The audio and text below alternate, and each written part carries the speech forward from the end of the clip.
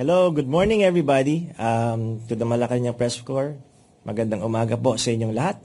I would like to announce that we have currently inayos po natin yung appointment sa PTV4. We have accepted the courtesy resignation of former General Manager Toby Nebrida. And we already talked to former Executive Secretary Manong Oca Orbos to be his replacement as OIC in the state-run owned PTV4. He's going to be the general manager of PTV4 as OIC. The papers are in the process, and we accept a smooth. We are expecting a smooth transition in PTV4. That's my announcement for today. And you guys have any questions? Alvin? Secretary, good morning. Secretary, may mga lumalabas na information regarding dun sa DG8, yung angulo ng merong interest, conflict of interest. Would you like to clarify those things na lumabas? And nakuha ba yung side ninyo doon sa story na yun? Okay. Let me clarify that story. Actually, I did not want to dignify the story, kasi it's fake news. It's fake news. Unang-una, I don't own a share. I'm not a stockholder. I am not an owner of Digital 8. I was an authorized representative to represent the company in the joint venture agreement between IBC 13, DG8, and PCSO. I never owned that company. So, parang ginawa lang nila as representative dahil may konting pangalan naman tayo, ginawa kong parang spokesperson ng kumpanya, head ng sales and marketing noong October 2024. And in January 17, dahil nga may mga iba naman na akong inaayos na negosyo, ako po'y nag-resign sa kumpanya. I never owned a single share of Digital 8. So maliwanag po yan. Ang ikinalulungkot ko lang dito po ay, alam mo, napakabigat po ng akusasyon. Ito nga yun nandito siya. Sabing ganun dito, parang tumama sa loto. J. Ruiz Company bags 206 million contracts from PCSO.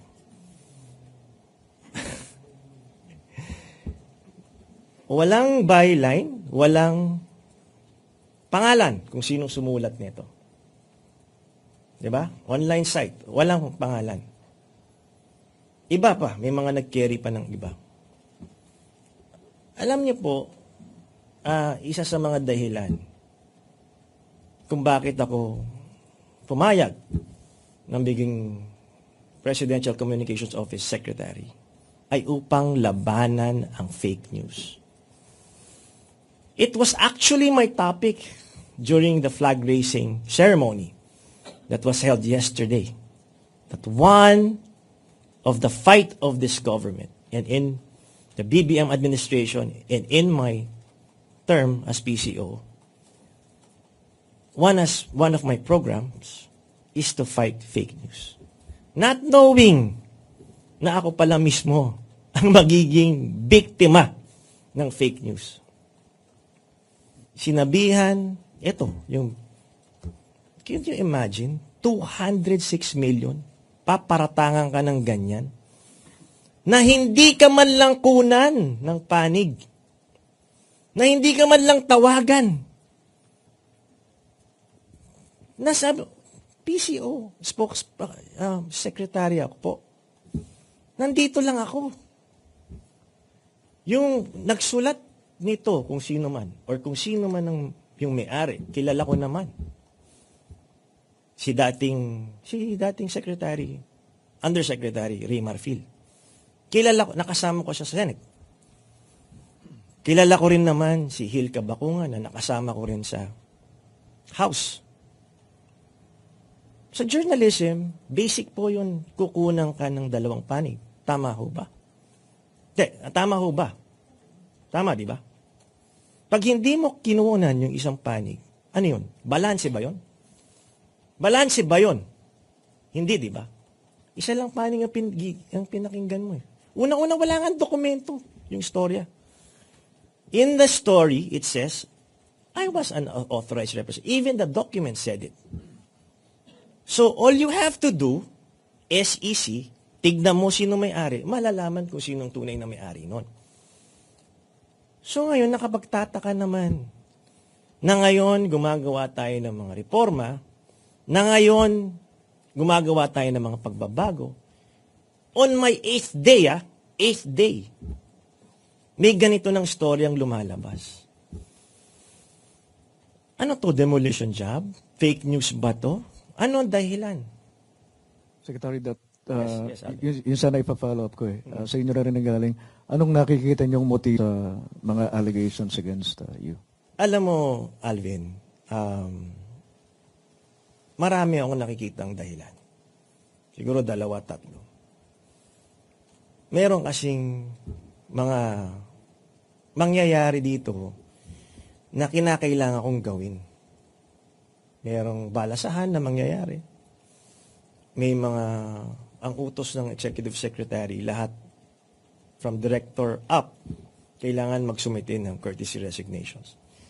I don't know kung bakit, I don't know, meron akong slight na, siguro, kung bakit nila ginagawa to, no? Pero, ang pakiusap ko lang, sana naman, kunan naman ang panig ko. Sana naman, the greater the accusation, the greater the fact-checking. And make sure that you ask the person that's being accused. Isipin mo to, partner. Masakit na kakilala ko pa, sa mga kakilala ko pagaling, akala ko yung mga kaibigan ko. Pero, yung greater impact nito and consequence, ako okay lang, batuhan niyo ako ng putik, kasama sa trabaho yan. Pero ang hindi ko inakalang mangyayari, na doon ako medyo tinamaan, yung mami ko, 78 years old, may heart disease. Na-high blood kahapon. Sabi ng anak, ano to? Ma, hindi po totoo yan. But remember, a lie told 1,000 times drowns out the truth. So, unang-una, ayoko sanang i-dignify kasi nga fake news eh. It will give them a sense of credibility by answering these fake news. By answering, binibigyan pa ng dahilan. Nagkakaroon pa ng sense ng credibility. So, ayoko sanang patulan. Wala naman siguro magpipick up niyan. Pero nagulat ako, pinatulan ng iba yung istorya. I'm not blaming anybody here. Pero sana naman, mag-research, tumingin sa dokumento. At, kasi, una, yung consequence sa family ko. Mom ko, high blood. Kapatid ko. Pangalawa, recently, may mga kidnappings, di ba? May mga anak ako na wala namang bodyguard yan. Sasabihin nyo, may 200 million, 206 million na kinita dito. Wala naman. So, naging target pa ngayon kami ng mga masasamang loob. Huwag naman ganun. Isang tawag lang naman ako eh. Isang tawag lang naman ako eh. Ang dami kong kakilala, common friends, na nandun. In fact, isa nga dyan si Benji. Benji Liwanag. I asked him 2 days ago, pare, gusto mo ba maging assistant secretary? Nagtatrabaho siya sa Abante, radio operations. We're close. Sabi ko, pare, gusto mo ba? Baka, ikaw naman, pinagkakatiwalaan kita. Baka naman pwedeng dito ka. Diba? Usap tayo. Meron akong iaalok sa'yo na trabaho. Sabi niya, pero tandaan mo, presidential appointee to, pare. Pag umalis ako, magfa-file din ako ng courtesy resignation. Lahat tayo. Ganun lang yun. Sabi niya, pare, okay na ako dito. Stable na. O sige, tulungan na lang tayo. Kita tayo minsan. He's a friend. He works for the publication. Diba? Kunan lang sana side ko. Yun lang naman ang gusto ko sana nangyari dito. Para hindi na nagkaroon ng pagkakalituhan o yung misinformation or yung fake news binigyan halaga. I was contemplating siyempre yung una mong reaction, di ba? File a legal action against these purveyors of fake news. Pero nung naitulog ko, naisip ko, baka naman lalo lang tayong madistract. Madistract tayo sa focus na ano ang kinakailangan gawin bilang Presidential Communications Office. The number one fight of our generation is fake news. I call on us, people from the traditional media. Sama-sama po natin, labanan ng fake news. Sumusobra na eh. It's becoming a very toxic environment na kung saan wala nang rules. Murahin mo dito, akusahan mo si ganito. Na kahit hindi totoo, nalulunod ang katotohanan. The voice of truth should be louder than lies. We should be guardians of truth. Ayaw natin na lumaki ang mga anak natin na puro kasinungalingan, hate speech, at kung ano-ano pa, toxicity on the internet na nagre-reflect ngayon sa tunay na buhay. Kasi dalawa na ngayong mundo eh. The cyber world and the real world. Yung cyber world toxicity, napupunta rin sa real world toxicity. So it's causing divisiveness. It's causing many things, including hatred. So, ang akin lang, kung may mga ganitong akusasyon, please, mag-research po tayo. Kausapin natin. Ipaliwanag natin. I really didn't want to dignify the story, but since too many people are asking, what's this? And of course, I also have responsibility towards my own family. Kasi yung anak ko, si Enzo, sabi niya sa akin, Dad, is it true you made 200 million pesos? Where is it? Sabi ko, anak, hindi yan totoo. Kung may 200 million tayo, bakit pa tayo magtatrabaho dito? Although, ang dami pang tumawag sa mga kaibigan ko. Sabi nila, Jay, pabalato naman, may 200 ka pala dyan. Di ba? Tapos, yun nga, pati asawa ko tuloy, hinahanap yung 200 million na yan. Wala pong ganyan nangyari. Tsaka yun nga po, yung implication sa mental health, sa mga mahal ko sa buhay, at yung implication ng security para sa aking mga mahal sa buhay. Now, I requested for security for myself and for my family because of this fake news that turned out of hand na. Even the Senate President, which was fed wrong information, also reacted to it. Kasi ang sinasabi nila, ako raw may-ari ng digital. Hindi nga ako may-ari niyan. I have another company na magdadivest ako. It's a political management firm na doon malamang may conflict of interest, kaya doon ako magdadivest. Meron din po akong restaurants. Nagsimula po ako, sorbetero. Alam ni Alvin yan. Reporter pa lang ako, nagbebenta na po ako ng sorbetes. Ice cream house po ang tawag dyan. Nagsimula rin ako magbenta ng gulay, buy and sell. Hanggang nag-buy and sell ako ng condominium, townhouse, at sa naging bahay-bahay na. So ito po, malinis ang pinanggalingan to. Dugot pawis po, pinanggalingan ito. Walang kalong illegal. So kailangan kong ipaliwanag ito na nung nakuha kong PCO secretary, kahit papano naman, may kaya na po kami. Ano bang gusto nila? Dapat ba tambay ang maging susunod o dapat ba walang naging trabaho sa gobyerno o kung saan man? Doon ba dapat manggaling ang PCO secretary? Diba? May pinanggalingan din ako. But as a private citizen, when I was working as a reporter for ABS-CBN, sinasabay ko yun. Nagtitinda ako ng sorbetes. Nagtitinda ako ng gulay. Lahat ginawa ko. Pero dahil sa pagsisikap to.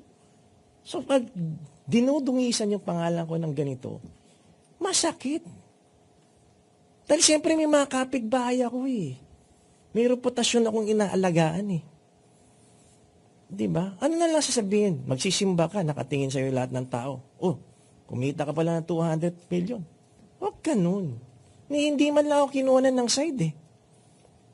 Ilalabas. Ang masakit nito, tumatawag, baliktad, di ba? You accuse someone, eto may istorya. Sir Jay, may istorya. Or Jay na lang. Jay, may istorya. Oh, kumita ka raw ng 200 million sa ganitong. At least, tawagan mo lang. Balance, di ba? Fair reporting. Hindi nangyari yan eh. O ngayon, baliktad. Ako pa ngayon ang tumatawag. Di naman ako sinagot. So ano to? Bakit? Anong dahilan? Anong motivation? We are trying to streamline, which is also an order from the executive secretary, to come up with better processes in the Presidential Communications Office. Kasi ang dami ring leaks, ang daming duplication of offices, at maraming dapat kailangan baguhin. 8th day ko pa lang. Hindi naman ako nagbago, si Jay pa rin to. Titulo, hindi naman mahalaga sa akin yan. Kasi bumagsak na ako minsan eh. Naranasan ko na yung dapang-dapa ako eh. So alam ko na ngayon kung sino yung totoo mong kaibigan. Pangalawa, pag desperado ka, alam ko na yung pakiramdam ng desperado. So sa akin, hindi na mahalaga. Sa puntong ito, ang mahalaga lang sa akin, una, oras. Kasi ang oras, hindi nabibili yan, di ba? Pera, kinikita. Oras, hindi. Ito nga, binabalansi ko nga eh. Kasi nawalan na ako ng oras sa pamilya ko eh. So, as you grow older, the most important commodity becomes time. So, I want to make this work.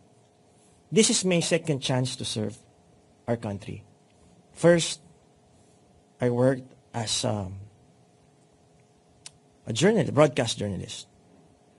Ang slogan nga namin noon, in the service of the Filipino, di ba? Ideal pa. So I was called, I answered the call to help in government. Yun lang po yun. Wala po ako. Wala. Gusto ko lang kahit papano. Yung eskwelahan ng anak ko dati, sabi, tinuturo nung directress doon, kaya po nating baguhin ang mundo. Kayang baguhin ang mundo. Kaya nating baguhin ang Pilipinas. Minsan, nadi-disillusion ka, wala na yan. Wala na, hindi na mababago yan. Sistema na yan. Kultura ng talangka, pang-iintriga, paninira, lahat na. Pero naniniwala ako sa edad kong to, kaya pa nating magbago. Kaya natin magsama-sama. Kaya pa natin magkaroon ng iisang boses. Dahil ang gusto naman natin as PCO, 3 po ang programa ng PCO. Labanan ng fake news. Pangalawa, government communication para sa tao. At pangatlo, people-centered communication. Kailangan ang gobyerno nararamdaman ng taong bayan. Yun po ang aking mandate as PCO Secretary.